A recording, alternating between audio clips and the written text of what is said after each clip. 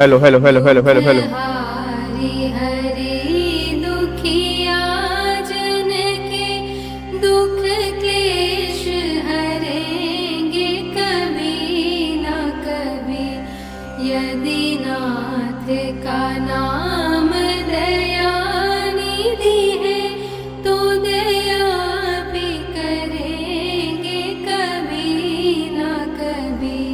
दुख हारी हरि दुखिया जन के दुख क्लेश हरेंगे कभी न कभी। जिस अंग की शोभा सुहावनी है, जिस श्यामल रंग में मोहनी है, उस रूप सुधा से स्नेहियों के दृग प्याले भरेंगे कभी न कभी। यदि नाथ का नाम दया निधि है तो दया भी करेंगे कभी न कभी।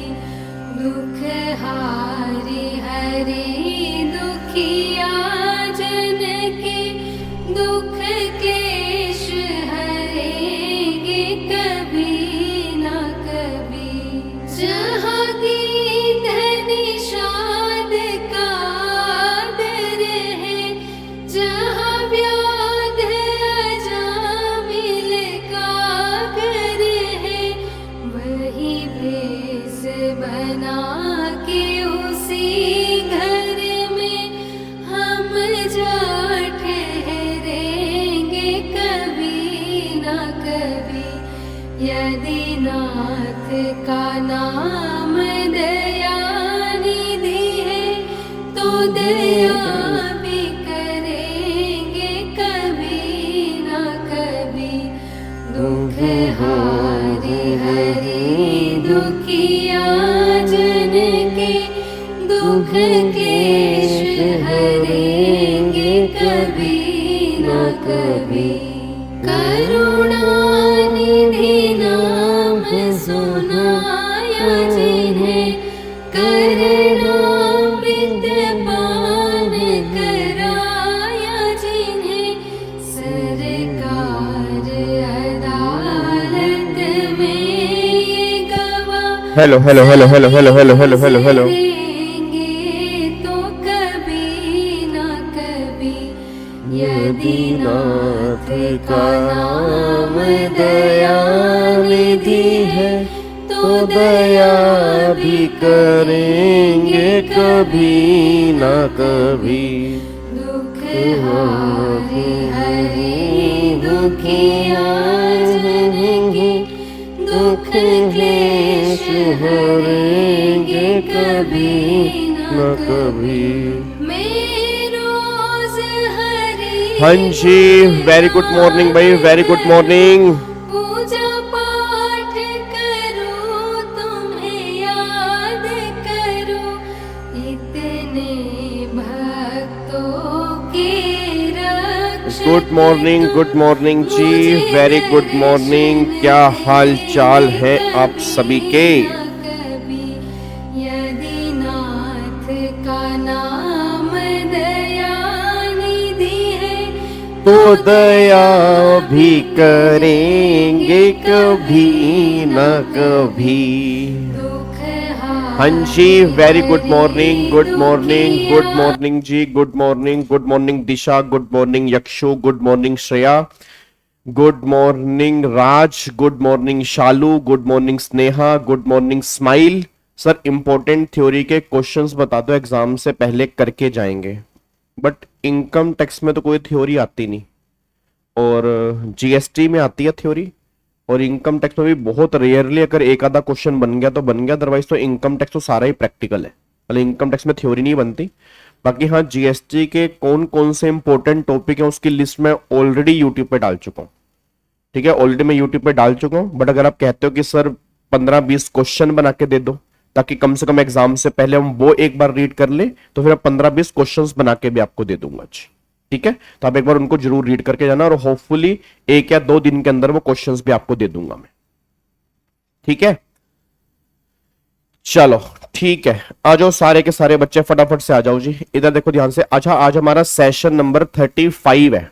वो तुम्हें थंबनेल पे 34 दिख रहा होगा, एक्चुअली वो थंबनेल अभी रिवाइज नहीं हुआ, बट सेशन नंबर जो है वो हमारा 35 है, बस ये पर ध्यान दो। ठीक है, अब एक बच्चे का ना कल डाउट आता, सर ये सेशन कब तक चलेंगे? तो आज हमारी 25 तारीख है ना, तो 26, 27, 28, 29, 30, मतलब 30 तक हम ये सेशन कंटिन्यू करते हैं, 30 सितंबर तक। ठीक है ना, तो 30 सितंबर तक आई थिंक आपके 40 सेशन हो जाएंगे। ठीक है ना, तो 40 सेशन हो जाएंगे और आई थिंक सफिशिएंट है। ठीक है, ऑलरेडी 35 सेशन मैंने सीजन 1 के अंदर पहले कराए हैं, तो 40 और 35 अगर आप कायदे से देखोगे तो 40 और 35 75 सेशन हो जाएंगे, 75 सेशन सिर्फ क्वेश्चंस के। तो 75 सेशन मतलब मोटा मोटी 75 घंटे।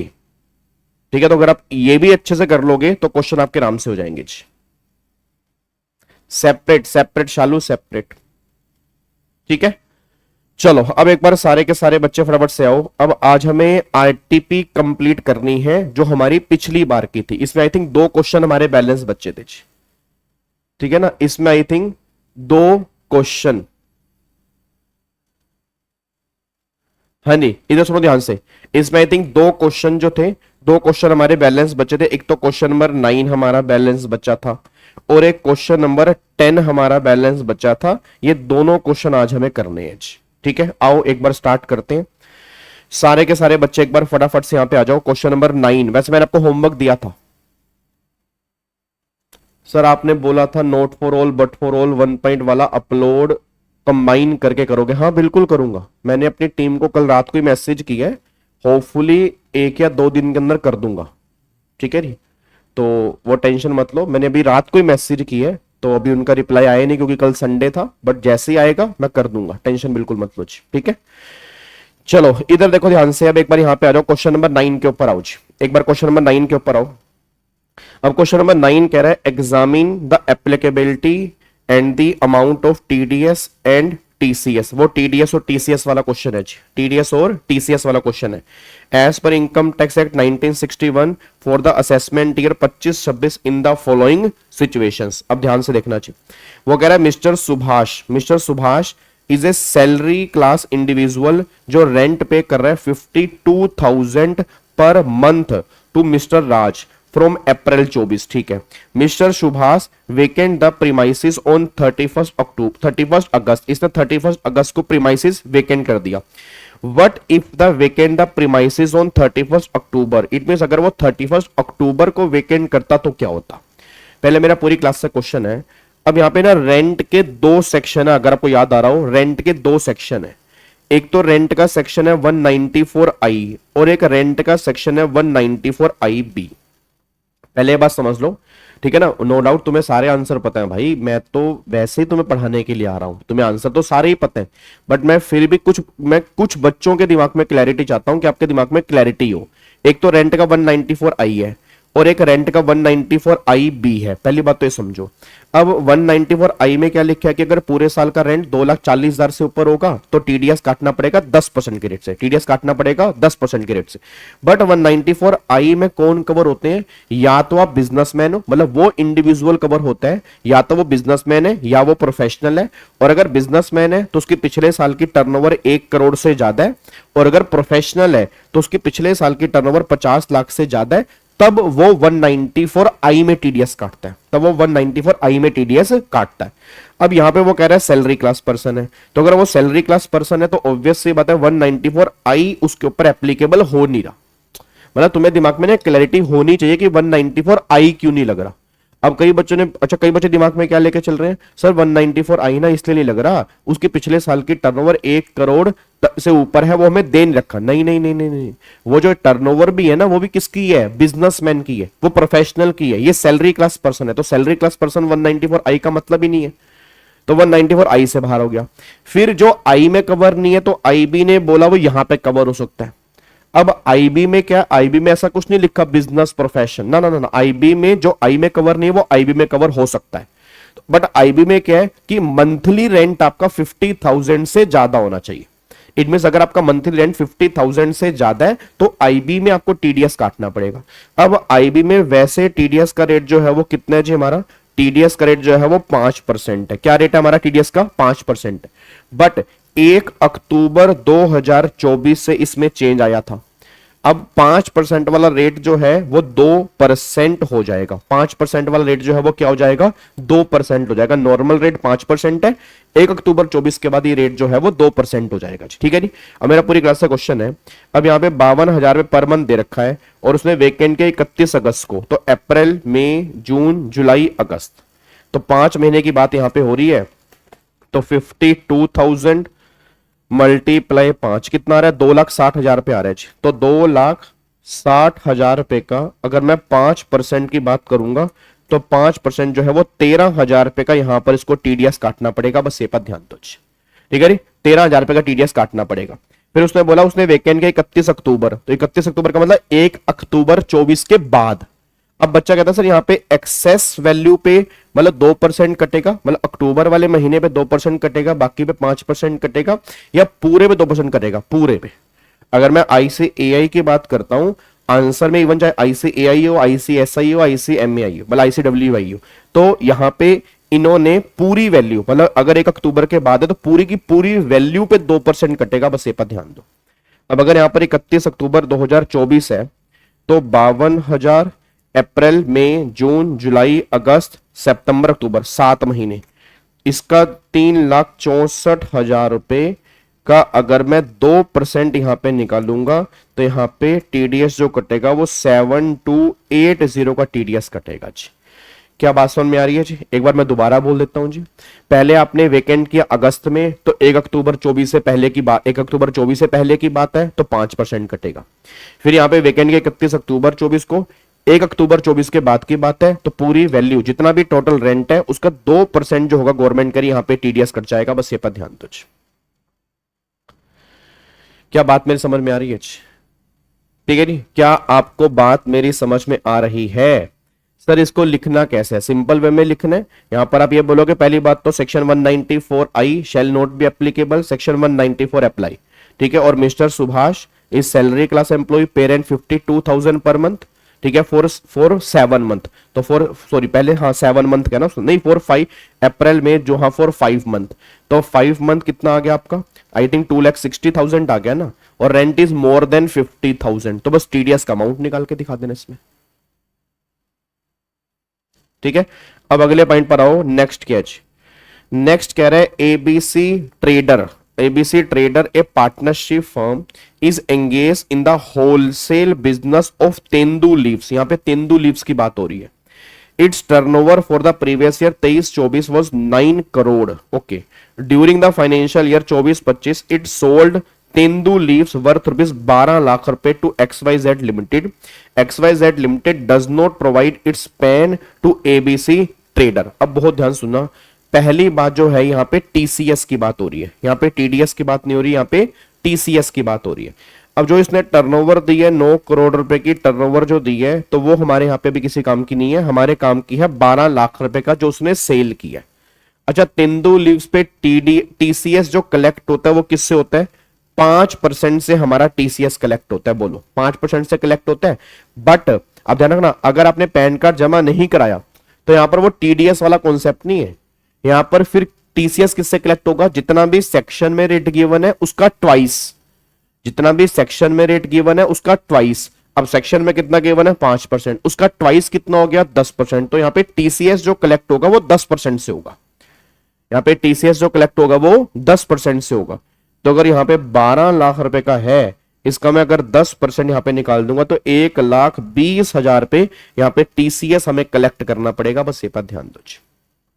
क्या बात समझ में आ रही है जी?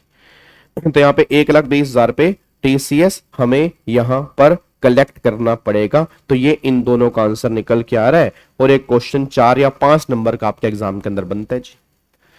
और फिर कमाल की बात है, मतलब ये हर बार टीडीएस और टीसीएस वाला एक क्वेश्चन बनता ही बनता है। और आप ये मान के चलो कि ये बनना ही बनना है 4 से 5 नंबर के अंदर। तो 2 पार्ट बनते हैं, कई बार तो 1 पार्ट बनता है, बट नॉर्मली 2 पार्ट बनते हैं। 2-2 नंबर के 2 पार्ट बनेंगे या 3 और 2 नंबर के 2 पार्ट बनेंगे। सर एक बार दोबारा बता दो भाई मेरे, सुन तेंदु लीव्स पे टीसीएस कलेक्ट होता है, ये बात तो कन्फर्म है, 5% से होता है। बट अगर पैन कार्ड जमा नहीं कराओगे तो यहां पर वो ना सेक्शन 206AA मत लगा देना, जो आपका टीडीएस वाला है। यहां पर क्या लगेगा, 206CCA जो सेक्शन है, पैन कार्ड अगर नहीं दोगे तो टीसीएस कलेक्ट होता है जो सेक्शन में रेट गिवन है उसका ट्वाइस। अब सेक्शन में कितना गिवन है 5, उसका ट्वाइस कितना हो गया 10%, तो 10% से टीसीएस कलेक्ट होगा यहां पे।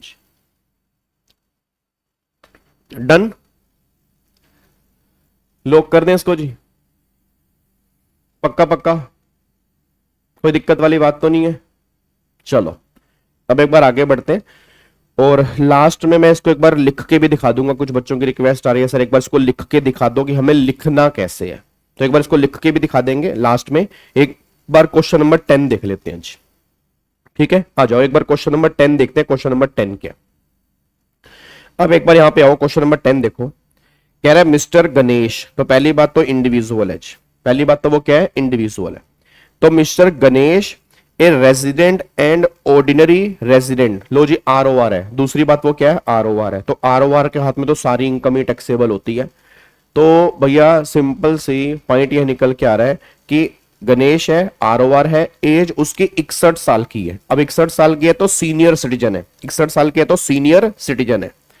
Is engage in the business of manufacturing, लो जी अब ये किसके बिजनेस में है मैन्युफैक्चरिंग के, मतलब एडिशनल डेप्रिसिएशन की बात भी हो सकती है। Manufacturing of furniture, he is subject to tax audit under section 44AB of income tax act 1961, tax audit भी इसकी मतलब होता है। He has provided the following information, आपको प्रॉफिट एंड लॉस अकाउंट दे रखा है। आओ जी एक बार अब देखते हैं। अब यहाँ पे ग्रॉस प्रॉफिट है, एडमिनिस्ट्रेशन खर्चे हैं, सैलरी दे रखी है, winning from lottery, net of TDS है, 31,500 माइनस कर देंगे, और अदर सोर्स में ग्रोस करके क्या कर देंगे जोड़ देंगे। तो 31,500 टीडीएस कटा होगा 30%, तो मतलब ये 70% है, मल्टीप्लाई 100, तो 45,000 पे मैं अदर सोर्स की इनकम में जोड़ दूंगा, ठीक है ना। मतलब जब पीजीपी की इनकम निकालूंगा तो माइनस करूंगा 31,500, गलती से भी 45 माइनस मत कर देना, 45 तो ग्रोस इनकम है जो मुझे अदर सोर्स में दिखानी है। भाई क्रेडिट कितना है 31,500, तो माइनस भी कितना होगा 31,500 होगा। अब ये बेड डेट्स रिकवर 3 लाख रुपए, अभी तक तो सही है। बेड डेट्स रिकवर तो पीजीपी में टैक्सेबल होते हैं ना, याद करो सेक्शन नंबर 41(4) बेड डेट्स की रिकवरी का, कि जो पहले अलाउड हो गया उसके बाद अगर आपको रिकवर हो रहे हैं तो बेड डेट्स की रिकवरी टैक्सेबल होती है। तो अभी तक तो 41(4) बिल्कुल मतलब 3 लाख रुपए बिल्कुल सही है, हमें कुछ नहीं करना, ये पीजीपी में टैक्सेबल होते हैं। आगे देखो, इंटरेस्ट ऑन लोन 7.5 लाख, ठीक है। डेप्रीसिएशन बुक्स ऑफ अकाउंट्स वाला है तो फिर हमें ऐड करना पड़ेगा। आगे प्रोफेशनल फीस दे रखी है 12,70,000 रुपए, रेंट रेट्स एंड टैक्सेस दे रखे हैं, ट्रैवलिंग खर्चे दे रखे हैं, loss on sale of asset of scientific research, इसको तो हम ऐड करेंगे। आपको मैंने पहले भी कहा था कि इनकम टैक्स में प्रॉफिट लॉस अलग से शो नहीं होता, याद करो डेप्रीसिएशन वाले सेक्शन, याद है मैंने कहा था वो अकाउंट्स वाले शो करते हैं कि आपको इस एसेट को बेचने से प्रॉफिट हो गया तो क्रेडिट कर देंगे, लॉस हो गया तो फिर वो डेबिट कर देंगे। बट इनकम टैक्स में ऐसा नहीं है, इनकम टैक्स में डेप्रीसिएशन में ऑटोमेटिकली एडजस्ट हो जाता है या फिर उसकी हमें खर्चों की डिडक्शन मिलती है। तो loss on sale of assets of scientific research income tax में ऐसा कोई कॉन्सेप्ट नहीं है, तो ये 2 लाख रुपए हमें एड बैक करने पड़ेंगे, ठीक है। आगे आओ, नेट प्रॉफिट हमें यहां पे दे रखा है, तो नेट प्रॉफिट ये दे रखा है, तो हमारा बेस बन जाएगा नेट प्रॉफिट 53,74,500, ये हमारा बेस बन गया, ठीक है, ये हमारा बेस बन गया। अब आगे देखो, कह रहा है opening and closing stock of finished goods were under value by 10%, opening stock 14.5 lakh रुपए एंड क्लोजिंग स्टॉक 15,58,000 रुपए वॉज शोन, मतलब आपने इतना शो किया हुआ है, और जो ये शो किया हुआ है अंडर वैल्यू है। अच्छा अगर ये अंडर वैल्यू है तो इसको सही करना पड़ेगा। अब क्लोजिंग स्टॉक अंडर वैल्यू है तो क्लोजिंग स्टॉक को सही करोगे तो मतलब क्लोजिंग स्टॉक बढ़ेगा, तो क्लोजिंग स्टॉक बढ़ेगा तो प्रॉफिट बढ़ेगा, प्रॉफिट बढ़ेगा तो हमें ऐड करना पड़ेगा। और क्लोजिंग स्टॉक अंडर वैल्यू है तो closing stock sorry opening stock under value तो ओपनिंग स्टॉक बढ़ेगा, ओपनिंग स्टॉक बढ़ेगा तो प्रॉफिट हमारा कम होगा, प्रॉफिट हमारा कम होगा तो माइनस करना पड़ेगा।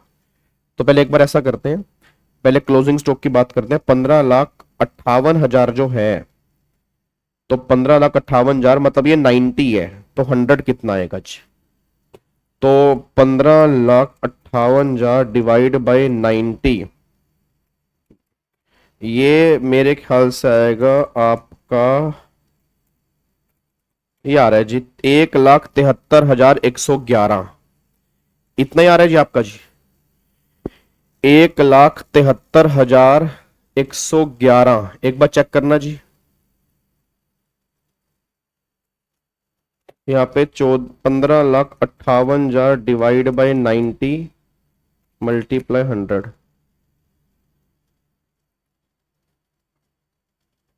Opening stock were under value by 10%। अच्छा क्लोजिंग स्टॉक कितना, एक कितना आ रहा है, एक यही आ रहा है ना, तो माइनस में 15,58,000, माइनस में 15,58,000, तो ये आ रहा है 1,00,000, ये आ रहा है ना 1,15,58 डिवाइड बाय 90 मल्टीप्लाई 100, इसमें से 15,58 माइनस हो गया, तो ये आ रहा है 1,73,111, इतना आ रहा है जी।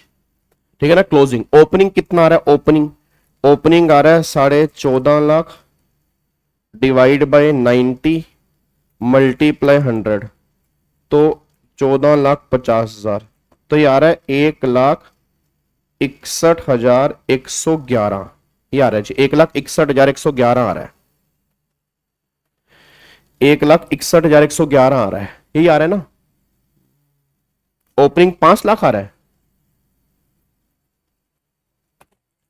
14,50,000 डिवाइड बाई 90 मल्टीप्लाई 100, नहीं 1,61 माइनस में 14,50,000, 1,61,111 आ रहा है यार, 1,61,111 आ रहा है ओपनिंग स्टॉक।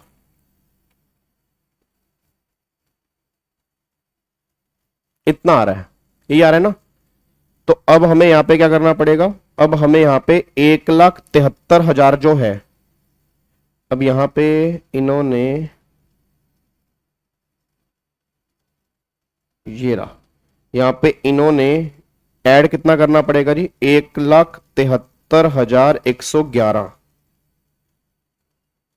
ठीक है, और माइनस कितना करना पड़ेगा, 1,61,111, इतना ही आएगा।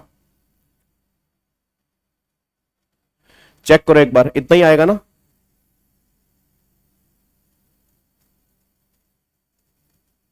डन है ना, कोई दिक्कत तो नहीं है। ये बच्चा क्या कर रहा है, 16 लाख आ रहा है, क्या आ रहा है ये,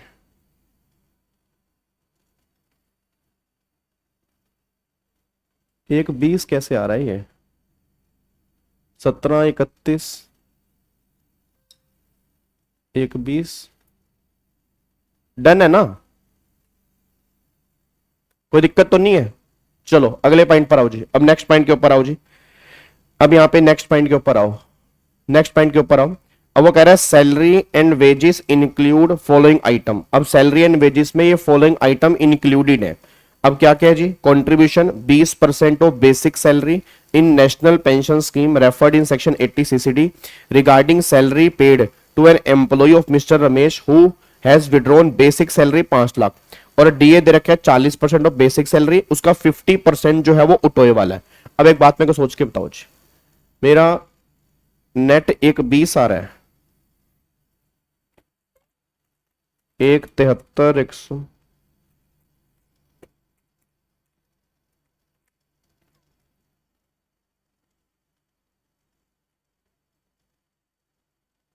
माइनस करने के बाद 12,000 पे नेट आ रहा है यार,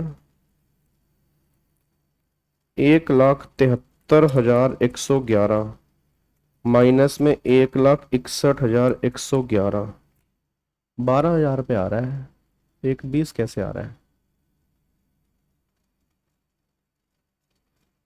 चलो एक बार अगले पॉइंट के ऊपर आओ जी, एक बार अगले पॉइंट के ऊपर आओ। अब एक बार मेरे को यहां पे बताओ जी पहले तो, अब यहां पे बताओ उसने 20% कॉन्ट्रीब्यूशन किया ना, तो 5 लाख रुपए का 20% कितना आएगा, 1 लाख रुपए उसने कॉन्ट्रीब्यूशन किया आज, ठीक है ना उसने।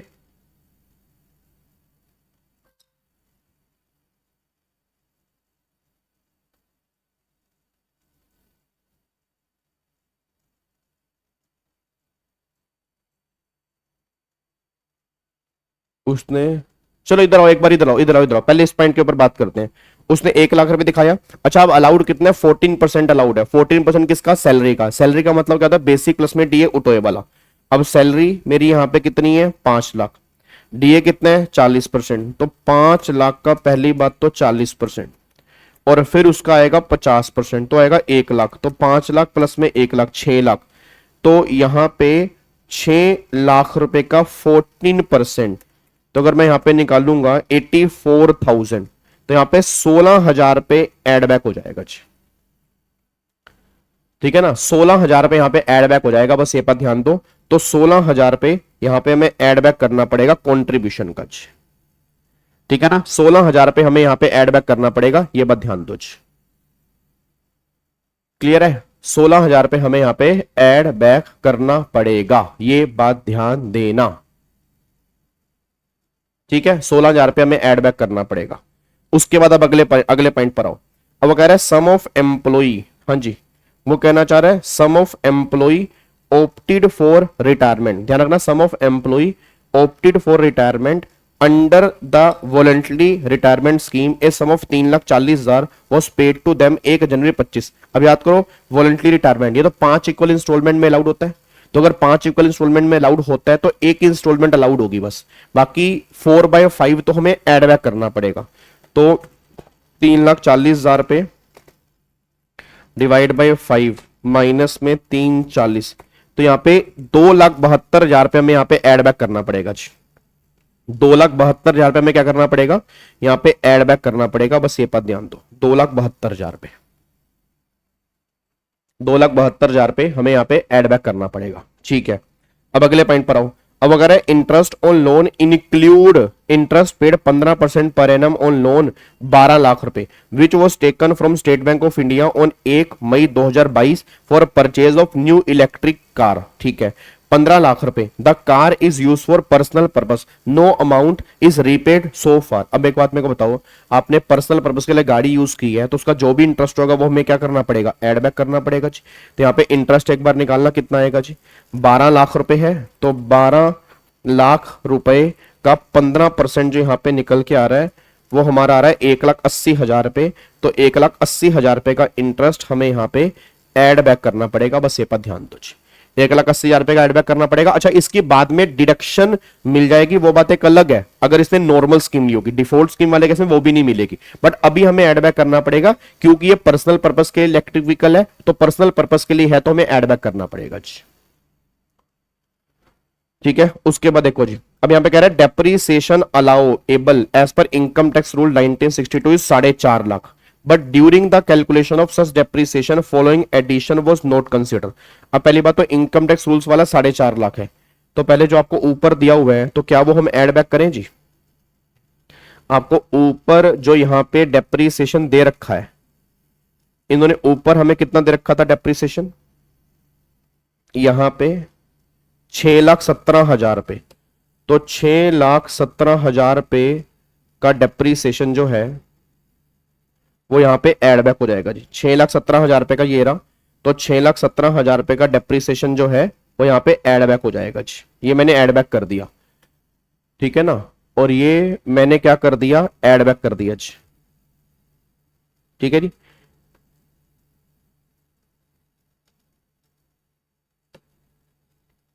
यहां पे एड बैक हो गया। सर 11 मंथ का इंटरेस्ट नहीं आएगा, क्यों भाई, क्या हो गया तुम्हें, 11 मंथ का क्यों आएगा यार भाई साहब। अरे इधर आओ, इधर आना लायक कहीं के, 1 मई 2022 दे रखी है, हम 24-25 की बात कर रहे हैं, तो 24-25 में तो पूरे साल का होगा,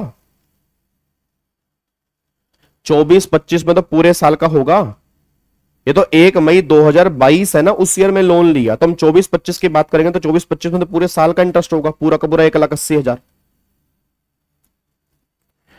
और इसमें अब माइनस करने वाला डेफिनेशन कौन सा है, 4.5 लाख, तो एक तो ये 4.5 लाख माइनस करना है। उसके बाद यहां पे अभी मोटर कार का और निकालना है जी हमें, अब यहां पे हमें मोटर कार का और निकालना है। अब एक बार चेक करो जी, मोटर कार आपने परचेज की है 3 लाख रुपए for supply of finish goods to dealer 25 अगस्त 24 को, तो भैया मोटर कार पे 3 लाख रुपए का 15% डेप्रीसिएशन, तो 45,000 रुपए का डेप्रीसिएशन ही आएगा जी। ठीक है ना। तो 45,000 रुपए का डेप्रिसिएशन जो है ये हमारा और यहां पे निकल के आ जाएगा, बस ये पर ध्यान दो। ठीक है, 45,000 रुपए का यहां पे और हमारा डेप्रिसिएशन जो है वो यहां पे निकल के आएगा। अब आगे देखो जी, एन एसेट आपने परचेस की है 6 लाख की on 23 July 21 for conducting scientific research and the deduction was claim under section 35 of income tax act. This asset were sold on 5 September 2024 for 4 lakh रुपए की आपने बेची है। अब मेरा पूरी क्लास का क्वेश्चन है, बताओ क्या करोगे जी। सारे के सारे बच्चे फटाफट से बोल दो क्या करोगे। याद है साइंटिफिक रिसर्च, अब इसकी आपने डिडक्शन क्लेम कर ली, इसके आपने डिडक्शन क्लेम कर ली। अब जितने की भी बिकी है, जितने की भी बिकी है, तो वो सारी की सारी क्या होगी, कैपिटल गेन में आपकी टैक्सेबल हो जाएगी जी। अब यहां पर आपने परचेस कितने की थी जी, परचेस आपने की थी 6 लाख की, आप डिडक्शन क्लेम कर चुके थे, अभी आपकी 4 लाख की बिक गई, तो 4 लाख रुपए टैक्सेबल कहां पे होंगे, पीजीपी हेड में टैक्सेबल होंगे जी। तो 4 लाख रुपए की रिकवरी आपकी टैक्सेबल है, तो 4 लाख रुपए यहां पे एड बैक कर दोगे जी, 4 लाख रुपए यहां पे एड बैक कर दोगे। नहीं, एडिशनल कब मिलता है, अगर आप मैन्युफैक्चरिंग में यूज करते हो जी। ठीक है ना, एडिशनल कब मिलेगा, अगर आप मैन्युफैक्चरिंग में यूज करोगे। और उसने पहली बात यहां पे देखो, उसने रखा है 115 बीएससी लिया, तो 115 बीएससी में तो वैसे भी एडिशनल नहीं मिलता जी। ठीक है, अब उसके बाद आओ जी यहां पे, अब वो कह रहा है एडमिनिस्ट्रेशन एक्सपेंडिचर जो है ऊपर include expenditure of 1,75,000 paid to scientific research association approve under section 35। Out of 175, 50,000 was utilized towards the purchase of land by the scientific research। अब वो कह रहा है एडमिनिस्ट्रेशन खर्चे में 1,75,000 रुपए जो अपने साइंटिफिक रिसर्च एसोसिएशन को की है वो उसमें है 50,000 utilise for the purchase of land by the research association. बताओ क्या करोगे इस पॉइंट का।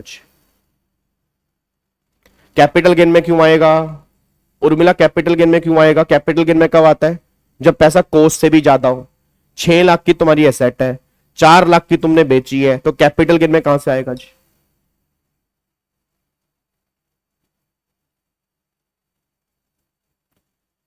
ये बताओ, 4 लाख, 4 यहां पे कैपिटल गेन में क्यों आएगा, पहले इस पॉइंट के अंदर बताओ कैपिटल गेन में क्यों आएगा।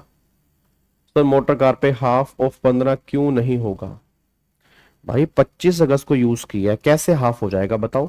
25 अगस्त से 31 मार्च तक देखना, यूज 180 डेज से कम है ज्यादा है, पहले मेरे को ये बताओ यूज जो है वो 180 डेज से कम है या ज्यादा है, बताना बताओ। यूज 180 डेज से कम है या ज्यादा है, ज्यादा है ना, तो फिर फुल मिलेगा, सिंपल सी बात है, कैसी कैसी बात कर रहे हो। अब अगले पॉइंट पर आओ जी, साइंटिफिक। अब बताओ इसमें क्या करोगे जी, अब बताओ क्या ये डिडक्शन अलाउड करेंगे नहीं करेंगे, सारा का सारा एडबैक कर देंगे, गलती से लैंड वाला एडबैक मत कर देना, सारा का सारा एडबैक करेंगे। क्यों एडबैक करेंगे, उसने नॉर्म उस डिफॉल्ट स्कीम ली है, और डिफॉल्ट स्कीम वाले केस में सेक्शन नंबर 35(1)(2) की डिडक्शन नहीं मिलती है। अब जो बच्चे कह रहे थे ना कि सर 1,25,000 तो अलाउड होगी, 50,000 रुपए एडबैक करेंगे, भाई साहब वो तब हम नॉर्मल स्कीम ली होती, उसने डिफॉल्ट स्कीम ली है, तो डिफॉल्ट स्कीम वाले केस में सारा का सारा एडबैक कर देंगे जी। ठीक है ना, तो डिफॉल्ट स्कीम वाला केस है, तो डिफॉल्ट स्कीम वाले केस में सारा का सारा हम यहां पे एडबैक कर देंगे, क्योंकि डिफॉल्ट स्कीम में 35(1)(2) की डिडक्शन मिलती ही नहीं है, इसलिए पूरा का पूरा 175 यहां पे एडबैक हो जाएगा जी। ठीक है जी, तो यहां पे 1,75,000 जो है हम यहां पे एडबैक करेंगे जी। ठीक है सर, 5वां पॉइंट समझ नहीं आया, तो उर्मिला उसके लिए आपको 41(3) पढ़ना पड़ेगा, पहले जाके नोट्स देखो 41(3) के, एक बार जाओ आप 41(3) के नोट्स पे जाओ। 41(3) किसका था, अगर आप साइंटिफिक रिसर्च वाली एसेट बेचते हो तो उसका ट्रीटमेंट क्या होगा। ठीक है ना, अब अगर आप मेरे रेगुलर बैच के बच्चे हो तो मैंने क्लास में बताया था, आपने कहीं से भी क्लास ली होगी उन्होंने भी बताया होगा, यह बताया होगा कि जब साइंटिफिक रिसर्च एसेट खरीदी थी तो उसकी तुम डिडक्शन पूरी क्लेम कर चुके थे। अब जब तुम्हें डिडक्शन मिल गई थी, उसके बाद जब तुम उस एसेट को बेचोगे तो वो टैक्सेबल होगी, बट कहां पे टैक्सेबल होगी, पीजीपी के अंदर टैक्सेबल होगी। सर कैपिटल गेन में कब होगी, जब उसकी रिकवरी कॉस्ट से भी ज्यादा होगी। अब तुमने 6 लाख की एसेट खरीदी थी, 6 लाख तुमने P&L में डेबिट कर लिए थे, अब तुमने 4 लाख की बेच दी है, तो ये 4 लाख रुपए पीजीपी है ना। अगर तुम यहां पे 8 लाख की बेचते, 8 लाख की बेचते, तो 6 से ऊपर वाले 2 लाख रुपए कैपिटल गेन में जाते, फिर 6 लाख रुपए पीजीपी में जाते। कैपिटल गेन में चीजें तब जाती हैं जब रिकवरी कॉस्ट से भी ज्यादा हो। कैपिटल गेन कैसे निकालते हो? सेल प्राइस माइनस में कोवा ना, तो सेल प्राइस माइनस में कोवा, तब कैपिटल गेन की बात होती है यहां पे। तो यहां तो सेल प्राइस 4 लाख है, कॉस्ट तुम्हारी 6 लाख है, तो उससे कम प्राइस पर तुमने बेची है, तो कैपिटल गेन कैसे आ जाएगा? तो 4 लाख की इनकम जो है वो पीजीबीपी में ही टैक्सेबल होगी, बस ये पर ध्यान दो। क्या बात समझ में आ रही है? 6 पॉइंट में 3514 क्यों लगेगा? क्यों लगेगा भाई 3514?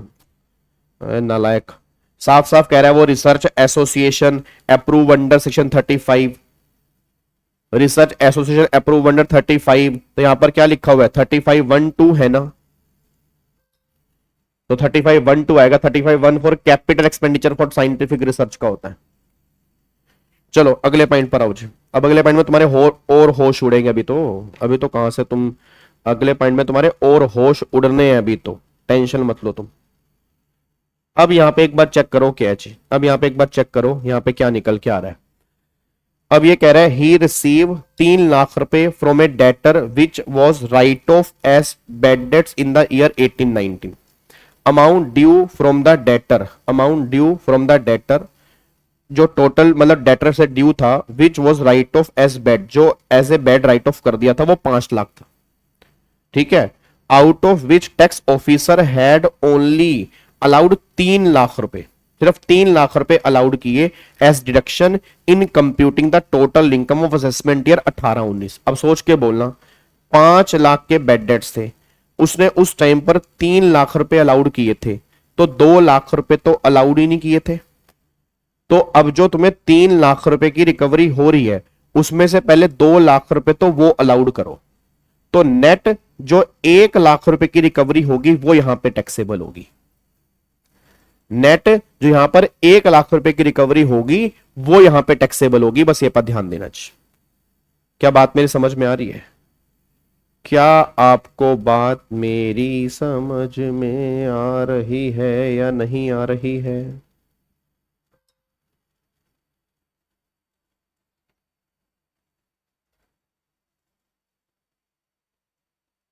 ठीक है जी।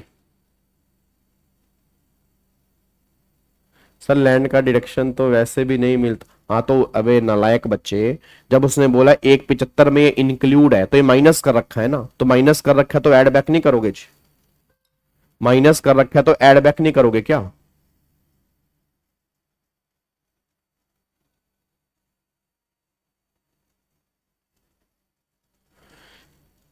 ठीक है जी, माइनस कर रखा है तो ऐड बैक नहीं करोगे क्या? हाँ बिल्कुल सही बात है जी। 3 लाख तो लेस है, 3 लाख तो लेस है ना, 2 लाख हमें और लेस करने हैं, उसमें 2 लाख और माइनस कर देंगे, मतलब अल्टीमेटली नेट इफेक्ट पता क्या पड़ेगा? उन्होंने वहां पे 3 लाख क्रेडिट कर रखे हैं, 3 लाख क्रेडिट कर रखे हैं ना, तो हमें 2 लाख माइनस करके दिखाने हैं, क्योंकि 2 लाख की हमें डिडक्शन देनी है बस। तो नेट 1 लाख ही टैक्सेबल हो गया ना भाई। अगर तुम कायदे से देखो, 3 लाख तो उन्होंने क्रेडिट कर ही रखे हैं, तो वो 3 लाख तो टैक्सेबल कर रखे हैं, बट उसमें से 2 लाख क्या होंगे? माइनस। तो हम क्या करके दिखाएंगे? 2 लाख रुपए माइनस करके दिखाएंगे, हम 2 लाख रुपए माइनस करके दिखाएंगे।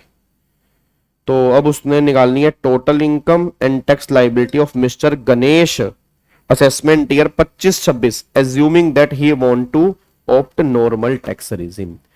अब देखो उसकी प्रेजेंटेशन तो वही सेम होगी, ठीक है ना, इसकी प्रेजेंटेशन तो आपको वही सेम प्रेजेंटेशन है ये वाली, ठीक है ना। यहाँ पे रुपीस, यहाँ पे रुपीस, वही पहला सैलरी का हेड अगर है तो ठीक है, हाउस प्रॉपर्टी, फिर यहाँ पर पीजीपी की इनकम निकाल लोगे। अब पीजीपी की इनकम में जो जो मतलब यहाँ पे नेट प्रॉफिट बेस बना लोगे, जो भी नेट प्रॉफिट होगा यहाँ पे ऐड वाली आइटम, इसके नीचे लेस वाली आइटम, फिर नेट इफेक्ट जो होगा वो तुम यहाँ पे ले जाओगे, ठीक है ना। अब एक बार ऐसा करते हैं, इसका आंसर एक बार देख लेते हैं, एक बार इसका आंसर देख लेते हैं, इसका आंसर क्या है, एक बार इसका आंसर देख लेते हैं जी।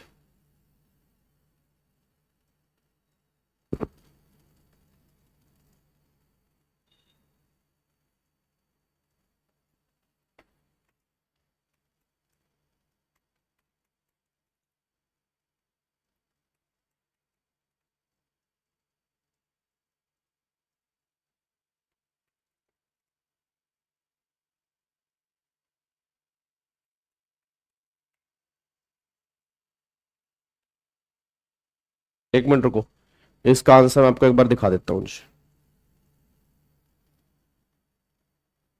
मैच कर लेते हैं आंसर कि हमारा सही भी है या नहीं है।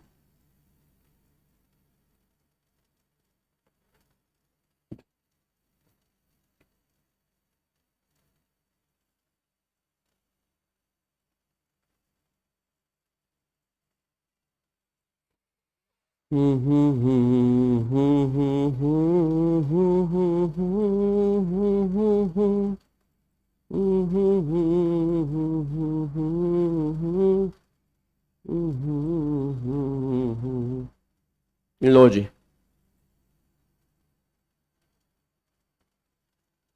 एक बार यहां पे चेक करना जी, ये लो, एक बार इसका आंसर देखो जी।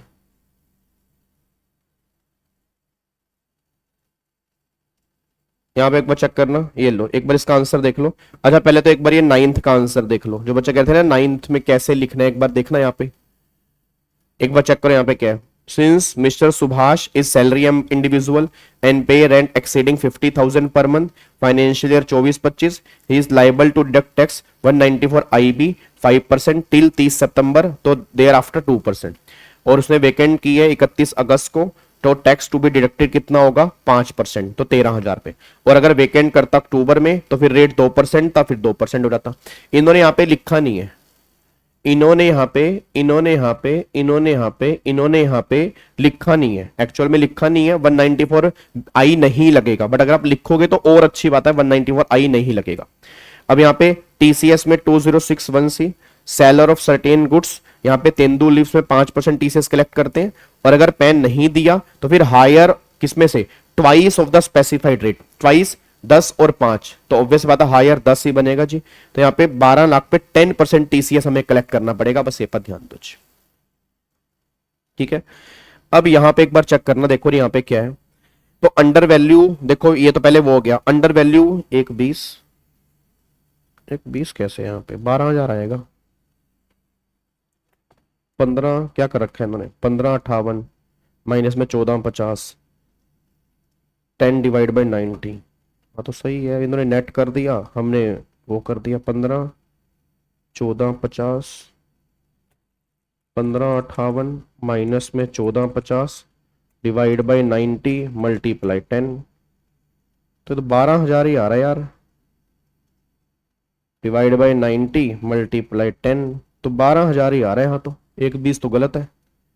एक बार कैलकुलेशन देखना, कैलकुलेशन इन गलत तो नहीं कर दी, 12 ही आ रहा है, इनके कोडिंग भी 12 ही आ रहा है जी, नहीं नहीं नहीं, इनके कोडिंग भी 12 ही आ रहा है, इनके कोडिंग भी आप अगर इनकी कैलकुलेशन भी करोगे 12 ही आ रहा है जी, ठीक है ना, आप अगर इनकी कैलकुलेशन भी करोगे तो भी 12 ही आ रहा है। आप ये कैलकुलेशन करके देखो ना, जो इन्होंने यहां पे कैलकुलेशन दे रखी है वो उसके कोडिंग भी 12 ही आ रहा है, यहां 120 नहीं आ रहा, ठीक है ना। अब यहां पे देखो आगे एम्प्लॉयर कंट्रीब्यूशन हमने 16,000 पे ऐड बैक किया था ना, हमने 16,000 पे ऐड बैक किया था, ठीक है ना, हमने 16,000 पे यहाँ पे ऐड बैक किया था, देखो वही पहले आपने निकाला वही 20%, फिर 14% निकाल के माइनस कर दिया, फिर वीआरएस वाला 4/5 272 हमने ऐड बैक किया, इंटरेस्ट ऑन लोन वाला पूरा का पूरा 1,80,000 ऐड बैक कर दिया, क्योंकि इलेक्ट्रिक व्हीकल वाला है पर्सनल यूज है तो वो ऐड बैक कर दिया, ठीक है। उसके बाद यहाँ पे अब देखो loss on sale of asset of scientific research, वो तो मैंने पहले कहा था कि 2 लाख रुपए ऐड करेंगे लॉस ऑन साइंटिफिक रिसर्च वाला। फिर देखो जी जो देखो 41(3) मैंने कहा था ना साइंटिफिक रिसर्च वाली एसेट बेची है, तो उसको बेच के कितने आ रहे हैं 4 लाख, तो वो 4 लाख यहाँ पे टैक्सेबल होगा। फिर यहाँ पे कॉन्ट्रीब्यूशन साइंटिफिक 3512 अलाउड नहीं होता डिफॉल्ट स्कीम में, पूरा का पूरा 175।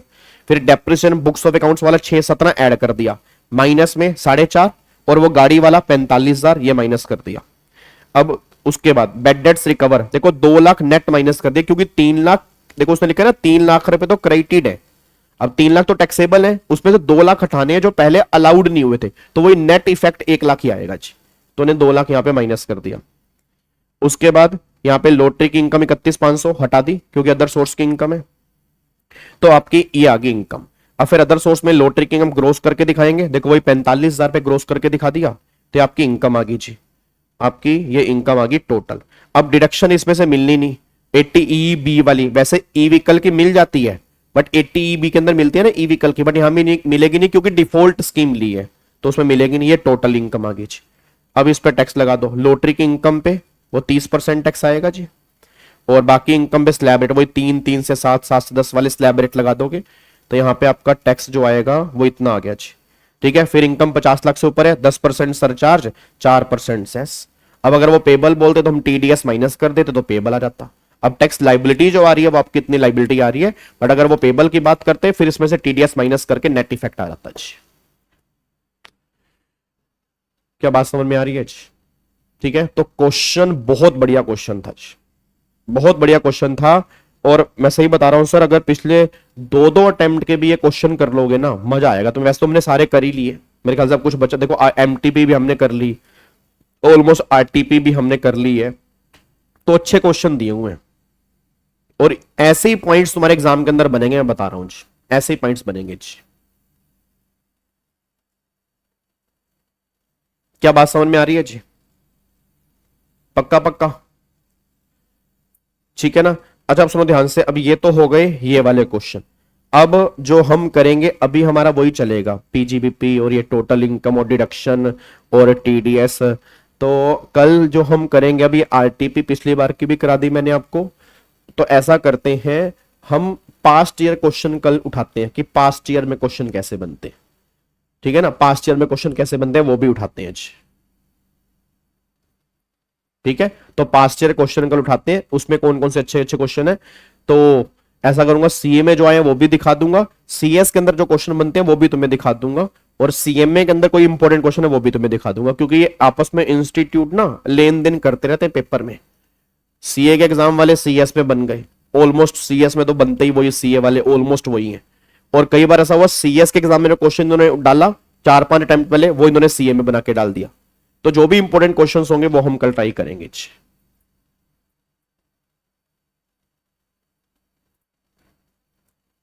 यस यस यक्षो, कैपिटल गेन में लॉस आता है जी।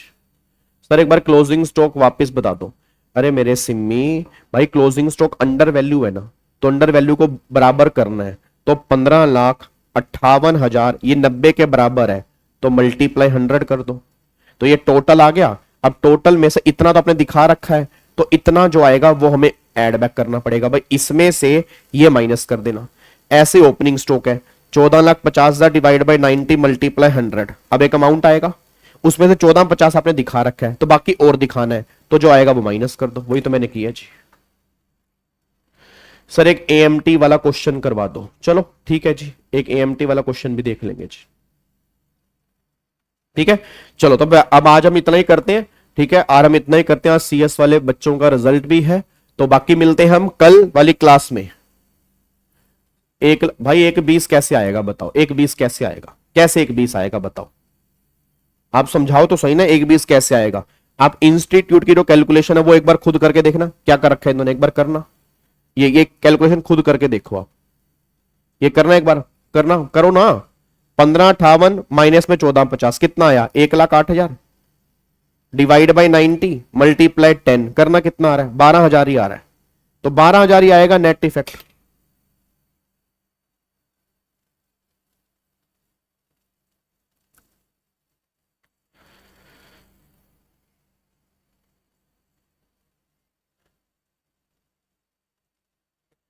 एक 8 तो मल्टीप्लाई 10 भी तो करोगे स्नेहा, क्या हो गया आपको?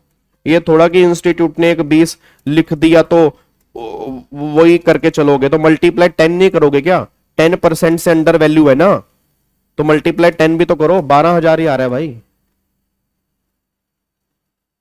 ठीक है, चलो ओके जी, बाय बाय, टाटा, thank you so much, God bless you, जय हिंद, thank you so much, bye bye, take care ji.